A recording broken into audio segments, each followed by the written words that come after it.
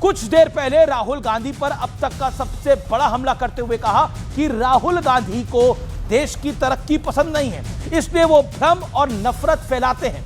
सरकार को इतना मजबूत स्टैंड इसलिए लेना पड़ा क्योंकि आज टैरिफ पर बात करते हुए राहुल गांधी ने कहा कि यह डील एक ट्रेड डील नहीं बल्कि देश के लिए बहुत बड़ा समझौता है। कॉम्प्रोमाइज शब्द इस्तेमाल किया। लेकिन विपक्ष की कहानी इतनी पर खत्म नहीं होती। आज संसद के भीतर विपक्ष ने सारी सीमा को लांघ दिया। एक नहीं बल्कि दो बार चेयर की तरफ कागज फेंके गए, कुछ सांसद टेबल पर चढ़ गए। हालात ये हो गए कि विपक्ष के 8 सांसदों को पूरे बजट सत्र के लिए सस्पेंड करना पड़ा। तो आज इसी मुद्दे पर होगी देश की सबसे बड़ी पॉलिटिकल बहस। आखिरकार वाकई नरेंद्र हैं धुरंधर, इसमें कोई नहीं है दो राय।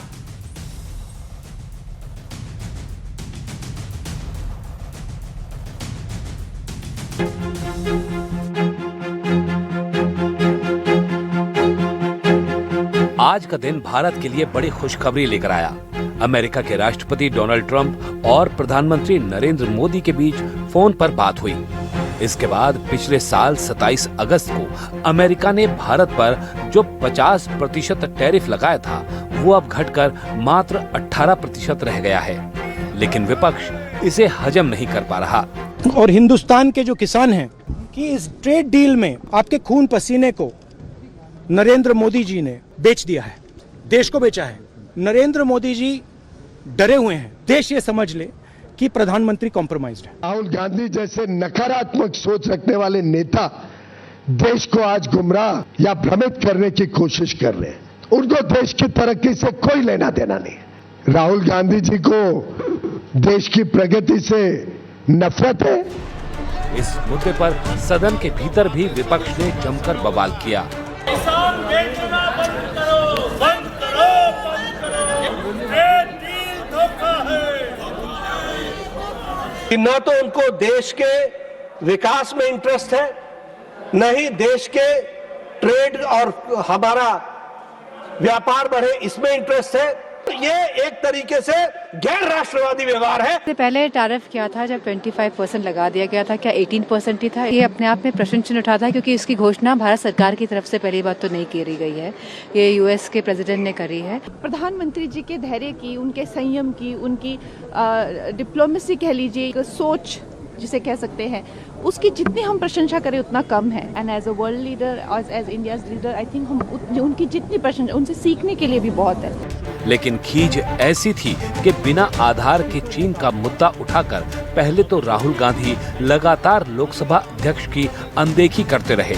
इसके बाद एक नहीं बल्कि दो बार अध्यक्ष की तरफ कागज फेंके गए और कुछ विपक्षी सांसद टेबल पर चढ़ गए, जिसके बाद सदन की मर्यादा तोड़ने के आरोप में मणिकम टैगोर, गुरजीत सिंह औजला, अमरिंदर सिंह राजा वडिंग, किरण रेड्डी समेत 8 सांसदों को पूरे सत्र के लिए निलंबित कर दिया गया।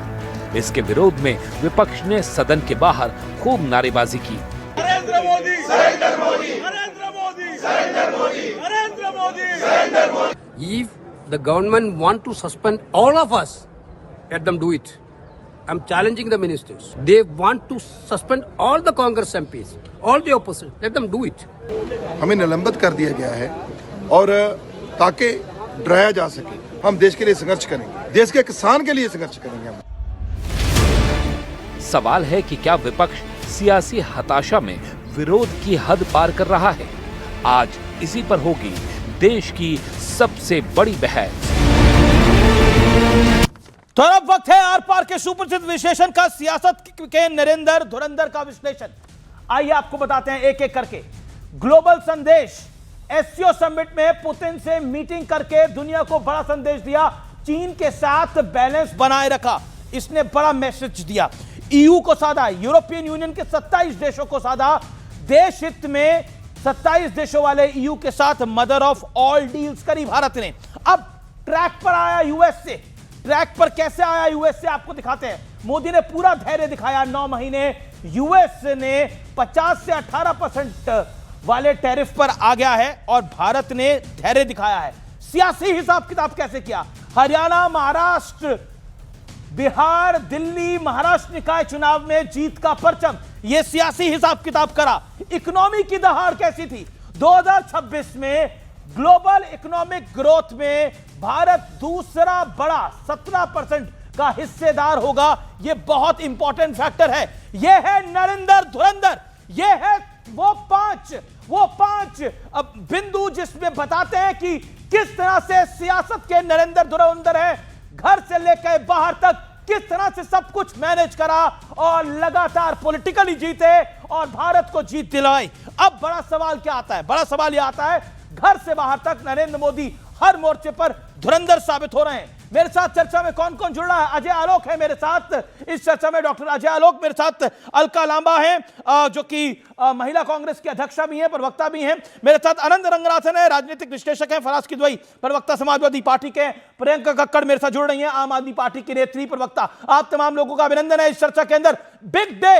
मैं अजय आलोक आपका रुख करता हूं। जेपी नड्डा सदन के अंदर कह रहे हैं कुछ चीजें एंटी नेशनल हैं, क्यों? पीयूष गोयल कह रहे हैं कि राहुल गांधी की सोच नकारात्मक है, वो नेगेटिव सोचते हैं देश के लिए, क्यों? देखिए अमित जी, आज का दिन बहुत खास है। इस विश्व की सबसे पुरानी लोकतंत्र और विश्व के सबसे बड़े लोकतंत्र, इन दोनों का एक व्यापार मुक्त समझौता हुआ है और दोनों देश के नेता बहुत समझदार, सुलझे हुए अपने अपने देश में वैश्विक नेता की छवि बना चुके हैं और दोनों देशों के नेता सहमत हुए कि व्यापार मुक्त दिवस ये रहे और उस दिशा में हमने कदम बढ़ाया है जिससे निश्चित तौर पे दोनों देशों के हित सधेंगे, इसमें कोई शक न शुबा नहीं है।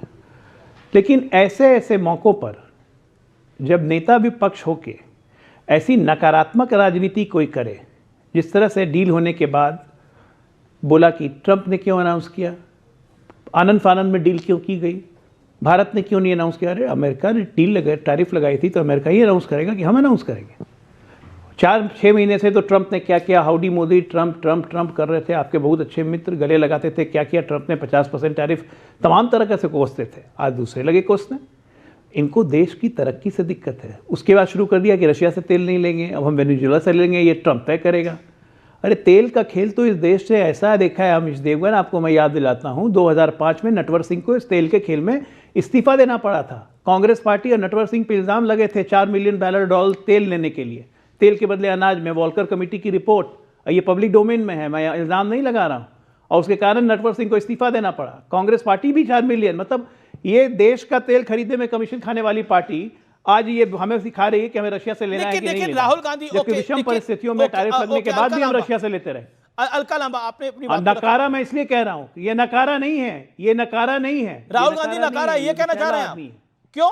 राहुल गांधी नकारा नहीं है, विषैले हैं, इस देश के लिए विषैले हैं। विदेशी शक्तियों के टूल किट बन चुके हैं, जिनको इस देश के हर संस्थाओं पे उंगली उठानी है, जिनको चुनाव आयोग से लेके, सेना से लेके हर एक का मनोबल तोड़ना है, जिनको संसद के अंदर भी देश की बुराई करनी है, सेना का मनोबल तोड़ना है कि हार गए। और नहीं 2 पॉइंट और बोल दूं, वॉल्कर कमेटी से तो पैसे